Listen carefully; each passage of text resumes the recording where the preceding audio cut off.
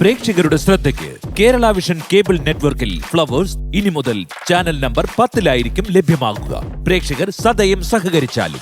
കോഴിക്കോട്ടെ വ്യവസായി മുഹമ്മദ് ആട്ടൂരിന്റെ തിരോധാന കേസിൽ DGPക്ക് അതൃപ്തിയുണ്ടെന്ന് വാർത്ത വരുന്നു. ADGP MR അജിത് കുമാർ വഴി ഫയൽ അയക്കരുത് എന്ന DGPയുടെ നിർദ്ദേശം അവഗണിച്ചതിലാണ് അദ്ദേഹത്തിൻ്റെ അതൃപ്തി എന്നറിയുന്നു. മലപ്പുറം SP ആയിരുന്ന S ശശിധരനും കോഴിക്കോട് പോലീസ് കമ്മീഷണറായ ഉദ്യോഗസ്ഥനുമാണ് ഈ നിർദ്ദേശം അവഗണിച്ചത്.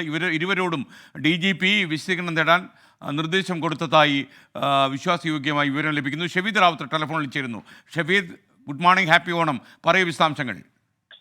ക്രിസ്ത്യാനി മുഹമ്മദ് ആട്ടൂർ തിരോധാന കേസിൽ നേരത്തെ തന്നെ സംസ്ഥാന പോലീസ് മേധാവിക്ക് ചില അതൃപ്തികൾ ഉണ്ടായിരുന്നു. പ്രത്യേകിച്ച് PV അൻവറിന്റെ ആരോപണം പുറത്തു വന്നു. മാമി തിരോധാന കേസിൽ ADGPക്ക് ബന്ധമുണ്ടെന്നായിരുന്നു PV അൻവറിന്റെ വെളിപ്പെടുത്തൽ. ഇതിന് പിന്നാലെ ഇതുമായി ബന്ധപ്പെട്ട വിവരശേഖരണം DGP നടത്തുകയും ചെയ്തു. എന്നിട്ടും DGP ഒരു വിലക്കും വിലക്കി. അതായത് ഇപ്പോൾ വിവാദമായിരിക്കെ ഇക്കാര്യത്തിൽ അന്വേഷണമടക്കം ADGP MR അജിത് കുമാറിനെതിരെ ഉന്നതതല സമിതി അന്വേഷണമടക്കം നടക്കെ അദ്ദേഹം വഴി ഏതെങ്കിലും തരത്തിലുള്ള നീക്കങ്ങൾ നടത്തരുതെന്നായിരുന്നു DGPയുടെ നിർദ്ദേശം.